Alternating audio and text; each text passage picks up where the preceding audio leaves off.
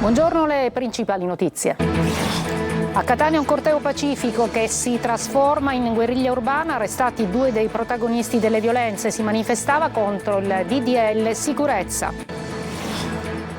Smantellata nel catanese un'organizzazione che controllava le piazze di spaccio tra Librino, Mister Bianco e San Giovanni Galermo. Il gruppo aveva una considerevole disponibilità di armi, 10 gli arresti. A Trapani indagine della Guardia di Finanza sul comparto del trasporto marittimo veloce siciliano, perquisizioni nella sede della compagnia Liberty Lines, 67 indagati. Stop alla concessione demaniale per le spiagge a Mondello, lo chiede la Commissione regionale antimafia che manda gli atti della sua inchiesta in procura a Palermo. A Catania il giorno del superesame per l'accesso alla facoltà di medicina con 2000 studenti e le prese con le prove che dicono tanto impegno, speriamo bene. Oggi anche il giorno della mobilitazione nazionale dei pensionati, anche in Sicilia dove ci sono più persone a riposo che occupati, Palermo e Messina, maglia nere. Calcio, il Catania si allena per preparare la sfida con il Latina, Corbari giocherà a centrocampo, ballottaggio forte, Caturano in attacco.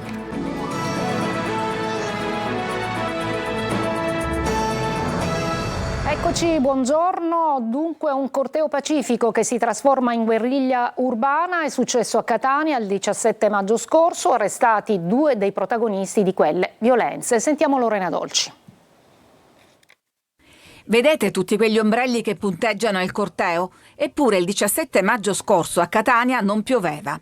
Striscioni ombrelli servivano da paravento per un veloce cambio d'abito. In coda al corteo che manifestava contro il DDL sicurezza, 200 persone circa, un gruppetto lasciava gli abiti civili per indossare tute nere e cappucci integrali, quasi una sorta di divisa da guerriglia urbana che di lì a poco infatti si scatena.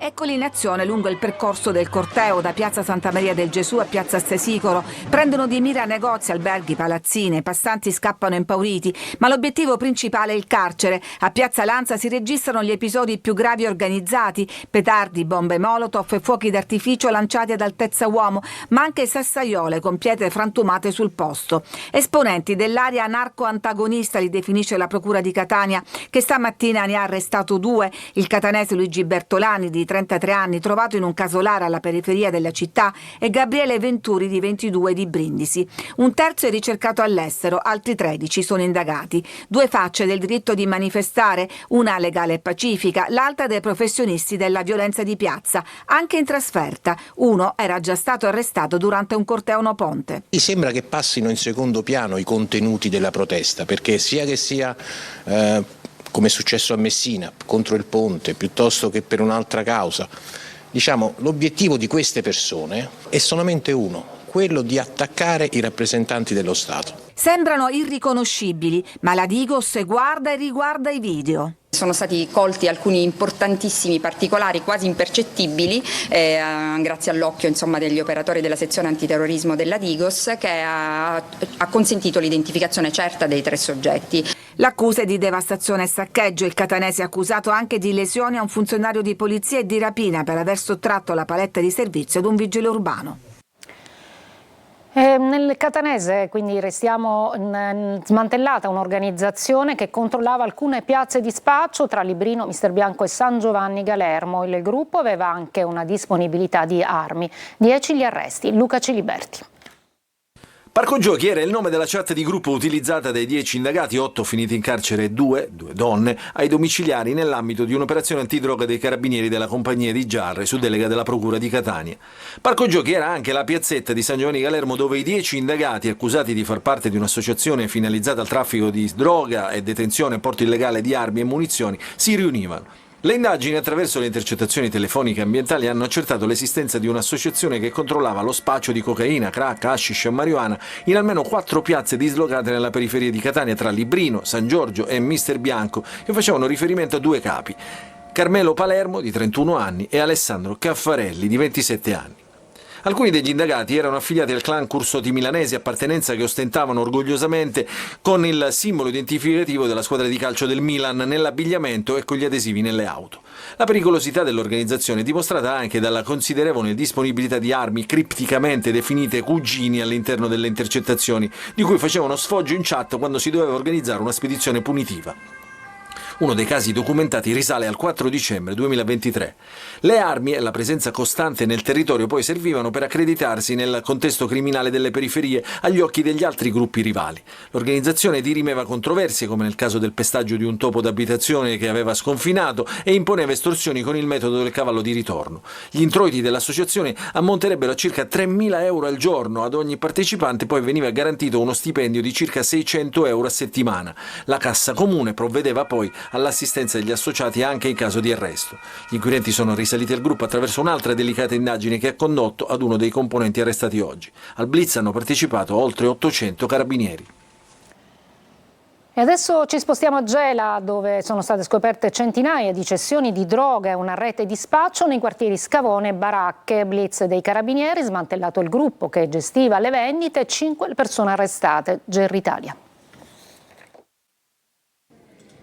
In codice la chiamavano pecora, un termine semplice e quasi innocuo che però indicava cocaina e crack, la merce più richiesta nel mercato illecito della città. L'operazione White Ship ha scoperchiato la rete che gestiva lo spaccio, almeno 242 episodi documentati solo nel 2023, quasi 300 cessioni in pochi mesi, con dosi vendute tra i 40 e gli 80 euro. In questa operazione sono state accertate più di 200 cessioni tra cocaina e crack. La cocaina continua a rimanere lo stupefacente più utilizzato in città, ma il crack ha preso piede. Non è questa la prima operazione in cui sequestriamo e trattiamo il crack, è l'ennesima, e quindi il crack sta aumentando. Tra gli utenti anche minorenni, professionisti, tantissima gente che acquistava cocaina che veniva per la maggior parte consegnata a domicilio. Il procuratore Vella parla di acquirenti di ogni ceto sociale e rivela un dettaglio drammatico. Una professionista, pur di procurarsi la cocaina, arrivò anche a prostituirsi. A dirigere il gruppo, secondo gli inquirenti, Emanuele Curvà, affiancato dal padre, entrambi allevatori. I due erano già stati arrestati a settembre per detenzione di armi. Nel complesso gli indagati sono 11, 5 le misure cautelari. Uno risulta ancora latitante. Le zone di Scavone e Baracca erano il cuore dello spaccio. La droga veniva consegnata anche tramite veri e propri rider in motorino e tra i consumatori compaiono diversi minori. Le indagini, coordinate dal sostituto procuratore Luigi Lovalvo, sono partite dopo una rapina del 2022 e sono state sviluppate dai carabinieri del reparto territoriale con il supporto dello squadrone eliportato Cacciatori di Sicilia. 3 indagati sono finiti in carcere, per gli altri è scattato l'obbligo di dimora o i domiciliari. L'inchiesta conferma ancora una volta come Gela rimanga un terreno fertile per lo spaccio, una mappa criminale che cambia forme e linguaggi, ma continua ad attecchire nei quartieri più esposti della città. Adesso a Trapani una maxi indagine in corso della Guardia di Finanza, coordinato alla Procura, che sta interessando il comparto del trasporto marittimo veloce. Perquisizioni all'interno della compagnia Liberty Lines, 67 sono gli indagati. Laura Spanò. Una maxi indagine sta travolgendo il comparto del trasporto marittimo veloce siciliano. Da stamane la Guardia di Finanza sta eseguendo una serie di perquisizioni in tutte le sedi della compagnia Liberty Lines della famiglia Morace e anche negli uffici dei comandi delle capitanerie di porto dell'isola. Al momento l'operazione è ancora in corso, ci sono 67 indagati e tra le società finite sotto sequestro la società armatoriale trapanese. Lunedì sono fissati gli interrogatori davanti al GIP. La Liberty Lines è concessionaria dei collegamenti veloci tra la Sicilia e le isole minori. L'indagine, da quanto si apprende, pare ruoti sulle corresponsioni economiche elargite dalla Regione per le cosiddette corse onorate, cioè i servizi garantiti in regime di servizio pubblico con compensazione finanziaria. L'azienda ha ottenuto il bando quinquennale fino al 2028 e sta investendo nel rinnovo della flotta con navi ibride ad alta velocità per garantire servizi efficienti e sostenibili. La Liberty Lines gestisce il servizio di collegamento con le isole Eolie, Egadi, Pantelleria e Ustica. A Palermo i giudici hanno respinto la richiesta di arresto del medico gastroenterologo Sebastiano Bavetta, che 5 anni fa aveva eseguito una colonscopia sull'allora latitante Messina Denaro. Secondo la procura, Bavetta sapeva di curare il capomafia ricercato da anni, malgrado utilizzasse nomi falsi.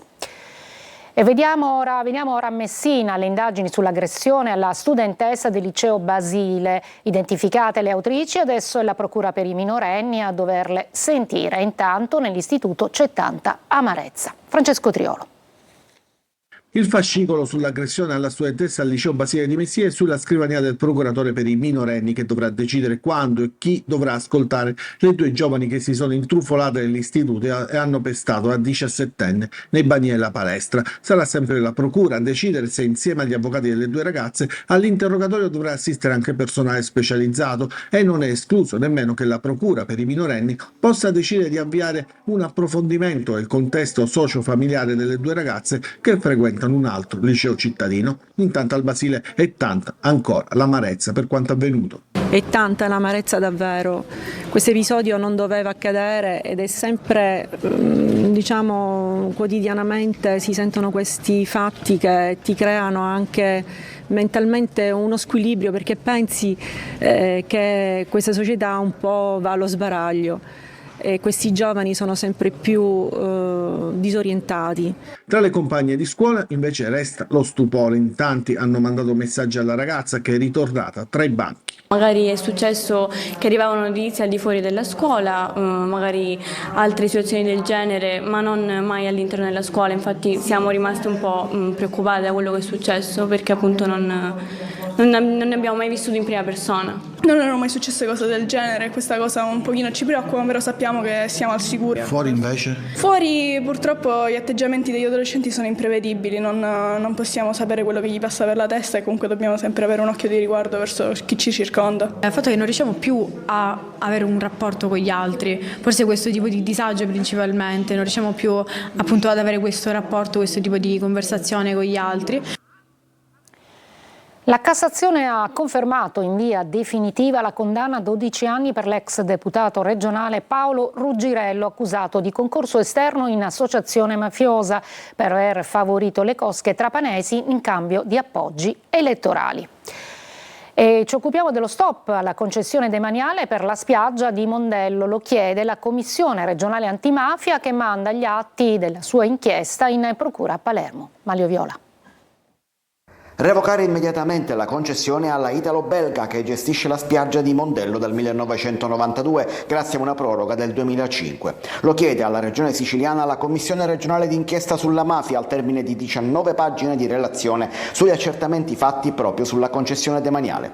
La Commissione antimafia ha ascoltato Ismaele Lavardera, che ha lanciato la sua crociata contro la italo-belga, il dirigente generale dell'assessorato al territorio Calogero Biringhelli e la stessa società, ed è giunta alla conclusione che la italo-belga ha dato in subappalto una porzione importante della sua attività alla GM Immobiliare senza autorizzazione regionale e violando la concessione stessa. C'è una gravissima violazione della concessione stessa, perché la italo-belga ha di fatto esternalizzato molte delle attività che erano in regime di concessione alla italo-belga, affidando a una società terza senza chiedere l'autorizzazione alla Regione e senza che la Regione avesse gli elementi per chiedere la certificazione antimafia. Una richiesta che trae origine dunque da un vizio tecnico amministrativo, nel quale si può insinuare però una società come la GM in seguito destinataria di interdittiva antimafia da parte della prefettura.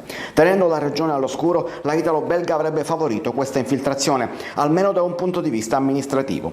Altri dovranno affrontare eventuali questioni penali, e per questo la Commissione manda gli atti in procura e sottolinea però come la vicenda di Mondello potrebbe essere solo la punta di iceberg. La questione riguarda sia la italo-belga ma anche l'assessorato al territorio e ambiente, che ha l'obbligo di vigilanza e che non ci pare lo abbia esercitato con quella senso di responsabilità e anche nel rispetto delle procedure di legge che vigono e che anche la Regione ci sembra che non ha rispettato. Da stamattina da spettacolo, l'Etna coperto di neve e la Coltrebianca che vedete nelle immagini annuncia il cambiamento di stagione e l'arrivo dei primi freddi nei prossimi giorni. Le temperature infatti scenderanno a valori decisamente più invernali. Adesso parliamo di una scuola intitolata a Francesca Morvillo, simbolo di legalità. È accaduto in un istituto comprensivo a Mazzarrone nel Catanese. Sentiamo Adelaide Barbagallo. A Mazzarrone, nel comune in provincia di Catania, l'intitolazione dell'istituto comprensivo alla figura di Francesca Morvillo, simbolo di giustizia, coraggio e impegno civile. Magistrato come il marito Giovanni Falcone, morì assieme a lui nella strage di Capaci. Un magistrato di grande valore, una donna che si è impegnata molto nella sua professione di magistrato, facendo sempre molta attenzione anche ai valori umani della sua professione. Non è solo la moglie di, ma è stata un personaggio alla quale ci vogliamo ispirare nella nostra attività educativa, nella nostra attività progettuale e un modello per le future generazioni. Il circolo didattico Teresa di Calcutta a Tremestieri, balzato agli onori della cronaca in questi giorni come la scuola della Faglia, rimarrà aperto e quanto stabilito dopo una lunga riunione tenutasi al comune alla presenza dei 3 commissari Vincenzo Lofermo, Giuseppina Di Dio e Maria Salerno con i responsabili della protezione civile. Sempre in municipio è in corso un incontro con i genitori degli alunni rappresentati dal Comitato Spontaneo Centro Ravanusa. In mattinata non sono mancati momenti di tensione con i genitori che più volte hanno chiesto rassicurazioni sulla sicurezza del plesso scolastico. Maggiori dettagli e voci nei prossimi TG. Catania supera l'esame della viabilità in via Santo Sofia, messa a dura prova dall'afflusso in occasione del test di medicina. Oltre 2000 gli studenti impegnati nelle prove. Desiree Ferlito. Di diventare medico? Sì. Io volevo fare il medico da quando ero bambina, quindi speriamo. Siamo alla cittadella universitaria di Catania. Da un lato gli studenti emozionati, pronti a sostenere il primo test per l'ingresso in facoltà di medicina. Sono materie belle toste, biologia, chimica, fisica, però diciamo che ci abbiamo messo del nostro, quindi speriamo bene. Dall'altro, proprio sull'altro ciglio della strada, la città ha superato il delicato esame di viabilità in via Santa Sofia, dove spesso abbiamo documentato la difficoltà delle ambulanze di accedere all'ingresso del pronto soccorso. Per smaltire le code è stata notevolmente incrementata la presenza delle pattuglie della polizia locale, multe a raffica e carri attrezzi in azione per rimuovere le auto in sosta vietata. Vigili urbani a disciplinare il traffico scorrevole e senza particolari intoppi. L'augurio è che sia andata altrettanto bene per gli oltre 2000 studenti che hanno sostenuto la prova del semestre aperto di medicina. Per molti di loro è l'ennesimo tentativo. È la terza. No, 3, altre 3 volte. È la prima volta? No, ho provato qualche anno fa. Si tratta della nuova modalità dopo l'abolizione del numero chiuso e l'introduzione del percorso formativo della durata di 6 mesi, nato con l'intenzione di preparare i ragazzi ai test, percorso però ampiamente bocciato dagli studenti. Lezioni che non hanno interazioni, non c'era possibilità di dialogare col professore. Non condivido l'assetto di questa nuova formula. Le modalità non sono state chiare dall'inizio. Il programma è molto più difficile, abbiamo avuto pochissimo tempo per prepararci, anche i professori si sono trovati in difficoltà, per cui non so come andrà sinceramente. Una breve pausa, poi ci occuperemo della protesta dei pensionati.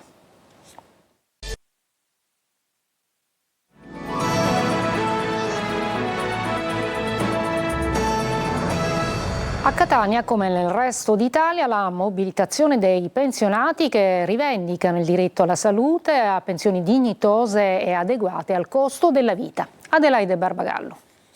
A Catania davanti alla sede dell'INPS per chiedere al governo un cambio di rotta adeguando le pensioni al costo della vita e il diritto alla salute che non può essere considerato un lusso. Mentre la spesa militare cresce, dicono i pensionati della CGIL, diminuisce per la rete dei servizi, per le persone non autosufficienti e per le famiglie in difficoltà. Le pensioni sono pensioni sempre più basse, noi chiediamo l'indicizzazione delle pensioni al 100%, la forbice si è allargata sulla nostra provincia, una pensione di garanzia per i giovani che ovviamente chiediamo da tempo e che il governo non vuole applicare. L'invecchiamento della popolazione richiede interventi strutturali, tra cui il potenziamento dei posti letto nelle strutture residenziali, maggiori risorse per l'assistenza domiciliare e un sostegno economico mirato alle famiglie che si occupano dei propri anziani. Sul piede di guerra ci sono anche i lavoratori degli enti pubblici. questa manovra non risponde agli interessi dei pubblici dipendenti, non ha messo nulla in tasca ai lavoratori nei rinnovi dei contratti pubblici, non c'è un piano straordinario di assunzioni, invece noi registriamo in tutti gli enti della pubblica amministrazione, a partire ad esempio dal comune di Catania, con una dotazione organica molto bassa rispetto a quello che dovrebbe essere, dove l'età dei dipendenti pubblici è molto alta. Tutto questo in vista dello sciopero generale del 12 dicembre. Restiamo in argomento perché la Sicilia è sempre più terra di pensionati, più a riposo che occupati, Palermo e Messina, maglie nere è un dato che evidenzia l'alto tasso di disoccupazione che abbiamo proprio in Sicilia. Marco Gullà.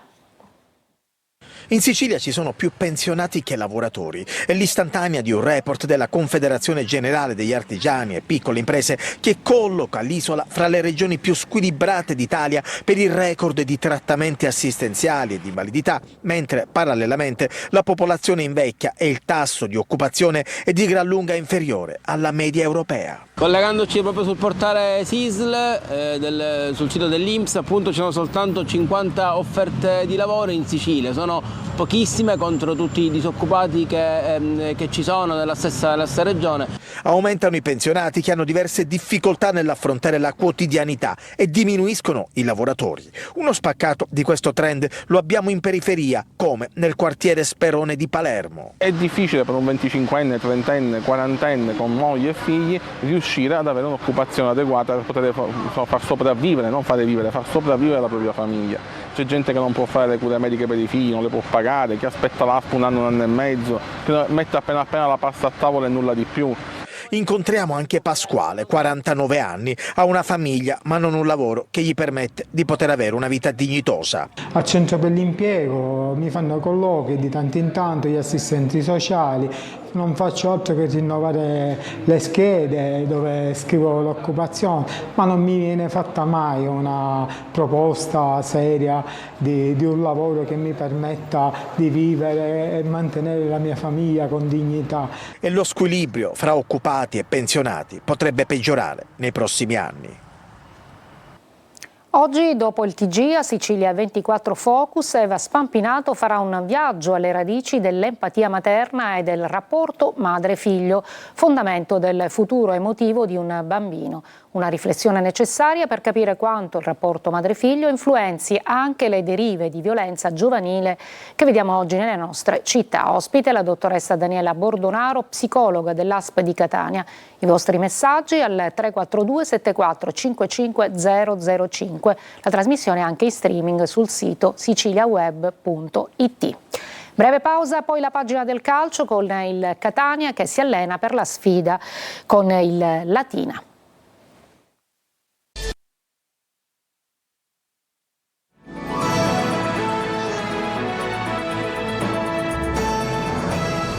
Eccoci al calcio, il Catania si allena per preparare la sfida con il Latina. Corbari giocherà a centrocampo, ballottaggio, Forte Caturano in attacco. Marco Carli. La settimana divisa in due. Da un lato, come sempre avviene, l'attività del club. Questa settimana ancora di più con la presenza di Pelligra. E poi, come dimostrano anche le immagini diffuse sui social, le questioni societarie in un club sportivo si incrociano sempre con quelle di campo. Perché il Catania deve ripartire dopo la battuta d'arresto di Casarano, inaspettata, frutto di una cattiva prestazione e condita da errori arbitrali. Come spesso si dice in questi casi, si deve andare avanti e ritrovare subito il passo. Mancano ancora diversi allenamenti alla partita con il Latina, altra squadra che non attraversa un gran momento, come era il Casarano. Si gioca domenica, ma Toscano deve fare i conti ancora con l'assenza di Gherardi e con la squalifica per un turno di Quaini. Il primo, come avvenuto negli ultimi match, sarà sostituito da Pieraccini. Il secondo da Corbari, che era in ballottaggio proprio con Quaini per giocare dall'inizio a Casarano e che avrà la sua chance con il Latina. Fermo restando che in casa rossazzurra, almeno fino all'ultimo match pugliese, hanno avuto un gran peso i cambi. In attacco al momento è ballottaggio Caturano Forte, entrambi con la voglia di segnare e di far volare il Catania che al Massimino sta facendo benissimo. Domenica ci sarà anche Pelligra che dopo aver posto le basi per i vari interventi formali, economici e pratici per Torre del Grifo, sicuramente vorrà vedere la sua squadra tornare alla vittoria. È tutto per questa edizione, la prossima alle 19. Grazie per l'ascolto e buon pomeriggio.